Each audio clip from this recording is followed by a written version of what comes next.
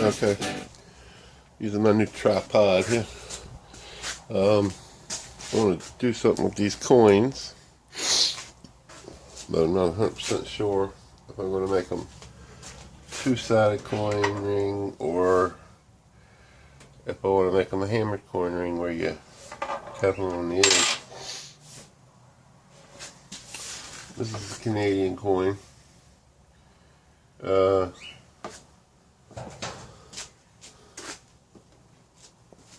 I believe Captain Jerk sent this to me. 1943. I think this is a 50-cent piece, so it's just a nice detail on it. I think it would make a good two-sided coin. Put Canada and the 43 and the 50 cent on the outside. It'd be really pretty. It's a two-sided coin ring. This is a half crown. Bob Narden sent this to me.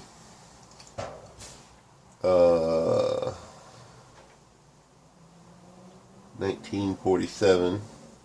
It has some nice detail too. It would make a nice inside-out ring, a two-sided coin ring. But it is hard. I made one before and I had to beat the living hell out of it to get it to conform to shape. So I think I'm going to make a hammered coin out of this one, because this is a little bigger and I can hammer it down to a smaller size. And this one I'm going to make a two-sided coin ring. But I need to mark the center. So that's what I'm going to do now.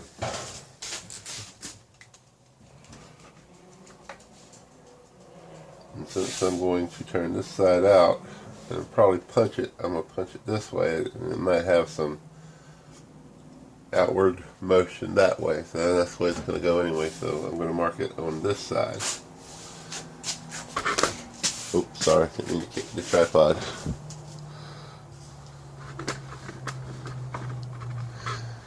I hope this is in focus because I can't see it. Anyway, what I like to do is to hold it and rotate it with a marker like this. I'm using a fine felt tip marker. And as long as you hold a marker still as you rotate it, it'll give you a circle like that in the middle of the coin. Making sure you can see that there. And then you can either drill or punch it out. It doesn't have to be that size, but it gives you a rough idea of what the middle of the coin is, you know. So I'm gonna make this a little bit more, a little smaller in the middle so I can identify the middle, so I know where to put my punch, you know. So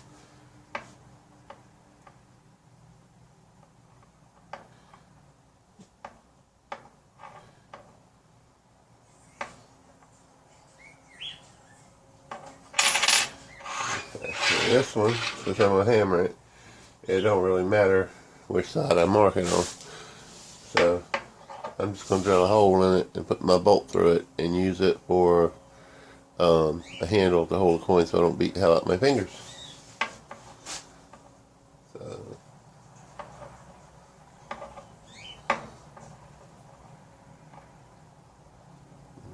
try to make that circle a little smaller. Trying to identify the center, not play ring around the rosy bit. You can also put this on like a block. You can, like I've seen guys use a nail to scratch it. You know, you can stick it on the edge or something. Just hold it on the edge and then rotate the coin. I don't have anything right close handy. But as you see, you got the circle there in the center. So I'm going to drill a hole there, put my bolt through it, and use my handle to tap it into a ring. I don't think this is silver. This I think is like maybe 80% silver. If nothing else, it's at least probably 40% silver. I don't know much about Canadian coins, but I believe it's 80%. I think Captain Jerk told me it was 80%. So, yep. Let me grab my stuff here and I'll be right back. Just a quick note. Don't try to smack your punch very, very hard. I think my punch was a little crooked, and when I hit it, my block shattered. But we're going to use a different hole that still lines up on this one here, this one here, this one here, this one here, this one here, this one here. But we're probably going to use this one for the, wait a minute, this one for the hammered coin ring, and I will probably use this one for the inside out ring so I can get it on my mandrel. I don't remember which one is the same size as my mandrel. A few of you may have never seen this before. This is my dapping set, doming set, whatever you want to call it. And what I do with it is I take, this is the doming block. You want to find the hole that best fits the coin. Doesn't quite fit in that one, does it? So what I'll do is I'll put it in this one, and I'll take a domer, a dapping tool, stick it in there, beat on it, and it'll dome it. I'm not going to do that right here because I'm actually on my washing machine. Let me go outside and do that real quick, and I'll be right back. Anywho, this is what I did to the ring.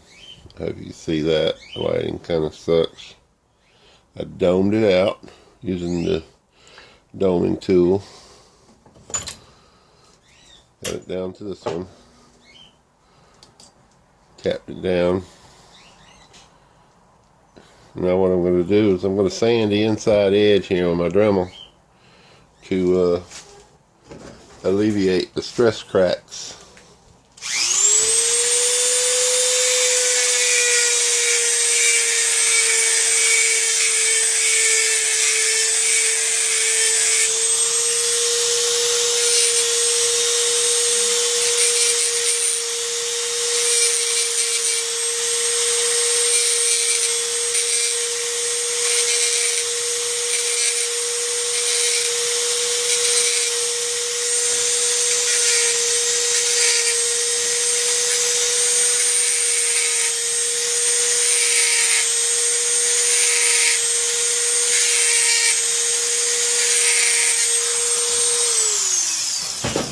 You probably don't need to use a tool like that. You probably use a piece of sandpaper or something. Just want to get them stress cracks out of there. Because when you go to stretch the ring out, if you don't get them stress cracks out, they will cause the ring to split. So what I do now, clumsy, you want to take your mandrel, slide your ring on it like that. And I'm going to use this hammer, and I'm going to tap this down till it's flat around the mandrel. So I'm going to go do that real quick.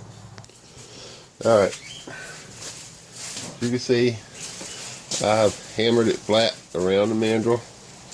It's a little wobbly, but I'll take care of that in a second. What I'm going to do now is I'm going to sand the inside of this with some fine sandpaper. Smooth it out, get them stress cracks out of it.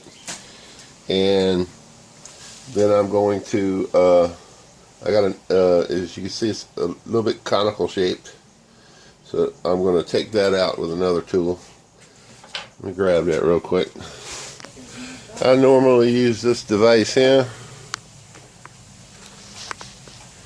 You slide the ring down over this, and it would stretch it out. But I broke the handle that goes in here. The threads broke off. I guess it wasn't hardened metal or something, and it just kept bending till it snapped right off. So instead, I'm going to use this little thing here. I forget what the hell they call it. It's like a riser tool or something.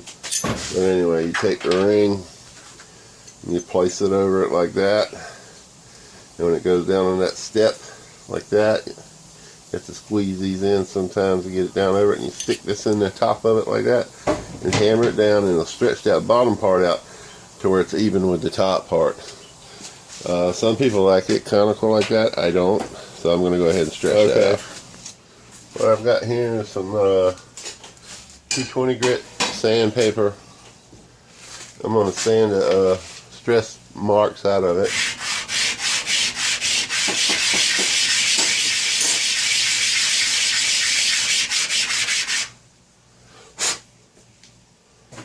Now I'm going to sand the back side. I'm going to take off the knurling that's on the outer edge of it because it's kind of damaged anyway. So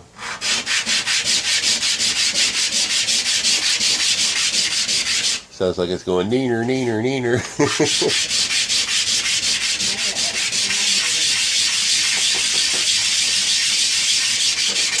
Whee, it's hot.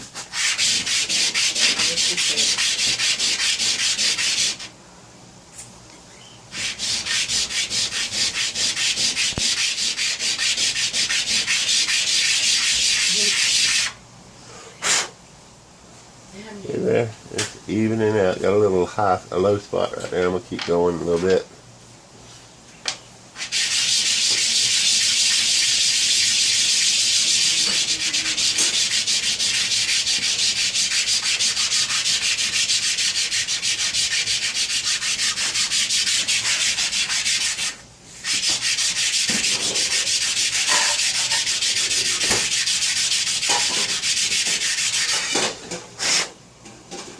As you can see, it's fairly even.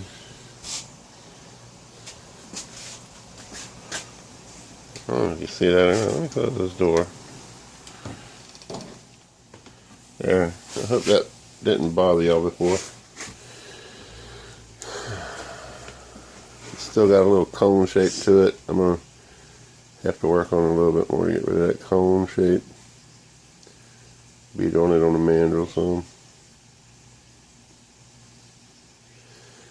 I'm going to sand this edge right here a little bit. Then I'll hit it with that fine black sandpaper I got over there.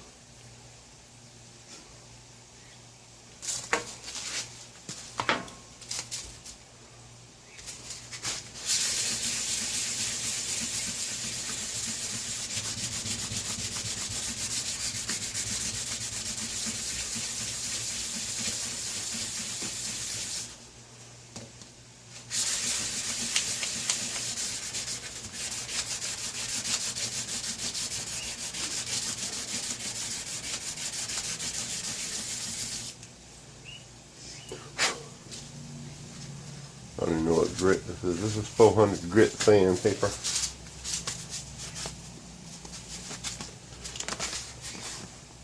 Grit.